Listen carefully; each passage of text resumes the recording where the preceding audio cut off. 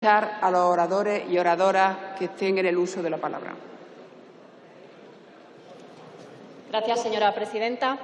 Voy a empezar mi intervención recordando a las científicas, investigadoras, catedráticas y trabajadoras de la ciencia que el pasado 8 de marzo hicieron huelga, simple y sencillamente porque les sobraban los motivos, como a todas las mujeres de este país: brecha salarial, techo de cristal, falta de conciliación, factura de la maternidad en la carrera científica y, como en muchos otros ámbitos, menor visibilidad y reconocimiento. Si en España es difícil hacer ciencia, lo es mucho más si se es mujer. Por lo tanto, una de las medidas urgentes debe ser reducir la desigualdad de género en nuestro sistema de I+D+I. Miren, la descripción de todos los problemas, dificultades y retos a los que se enfrenta nuestra ciencia pueden resumirse en 3 grandes bloques. En primer lugar, hay un evidente problema presupuestario. Los recortes que desde 2009 se han ido aplicando en la inversión pública en ciencia ha pasado una altísima factura tanto a centros como a las personas que trabajan en la ciencia. Y no hablamos solo de los años de crisis, sino que es una línea política en la que la ciencia no es prioritaria, porque este Gobierno todavía no ha explicado por qué en los pasados presupuestos defensa subió un 32% y la ciencia solo un 1%.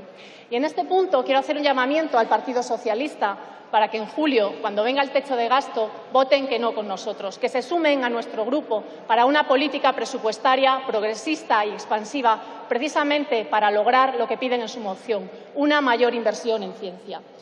El segundo problema del I+D+I es la precariedad, que además de generar desigualdad social, poner en riesgo la sostenibilidad de nuestro sistema de pensiones, la precariedad es una lacra en nuestra ciencia. Y lo es en 2 vertientes. En primer lugar, porque la falta de recursos y el propio diseño de la carrera científica hace que la incertidumbre sea la regla general, lo que obliga a muchos de nuestros talentos bien a emigrar o bien a abandonar la ciencia. La segunda dimensión es que falta una regulación laboral que conjugue la necesaria flexibilidad de la ciencia con los derechos y la seguridad de las personas que en ella trabajan. Basta ya de parches, necesitamos una política de recursos humanos a largo plazo que cuide, atraiga y consolide el talento. En tercer y último lugar están los procedimientos administrativos, burocráticos y de control de gasto. Tenemos centros que intentan hacer ciencia en el siglo XXI, pero que se encuentran con una burocracia del siglo XIX que les hace perder recursos, pero también competitividad. Un ejemplo. Una cuota de 300 euros para una sociedad científica internacional necesita aprobación del Ministerio de Exteriores, aprobación del Ministerio de Hacienda y aprobación final en el Consejo de Ministros. Juzguen ustedes mismos la racionalidad de nuestros procedimientos administrativos. Y ante este panorama tan desolador, que no solo pintamos nosotros, que pueden leerlo en la prensa o se lo puede contar cualquier persona que trabaje en los centros de investigación pública, ¿saben qué es lo peor? Que la única solución que da el Gobierno para el problema de la ciencia es un acuerdo entre todas las fuerzas políticas. Y esta es nuestra mayor discrepancia con el texto que hoy presenta el Partido Socialista. Compartimos todas y cada una de las medidas que en ella se proponen, porque son absolutamente necesarias y urgentes para nuestro sistema de I+D+I. Y por eso votaremos a favor.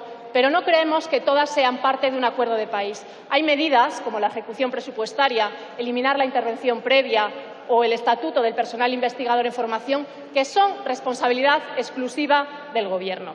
Y es que estamos hartas ya que para alabar y enmendar 7 años de políticas nefastas se haga continuamente un llamamiento al pacto, a los acuerdos, cuando el paralelo, el Gobierno, en complicidad con Ciudadanos, estrangula continuamente la capacidad legislativa de esta Cámara, bloqueando iniciativas legislativas donde podría ser efectivamente fácil encontrar estos consensos.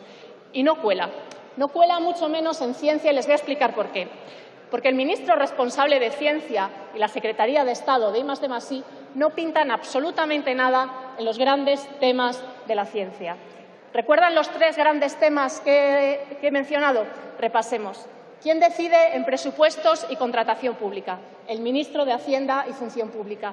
¿Quién decide sobre política laboral? La ministra de Empleo. ¿Quién decide sobre procedimientos administrativos? La vicepresidenta responsable de Administraciones Públicas.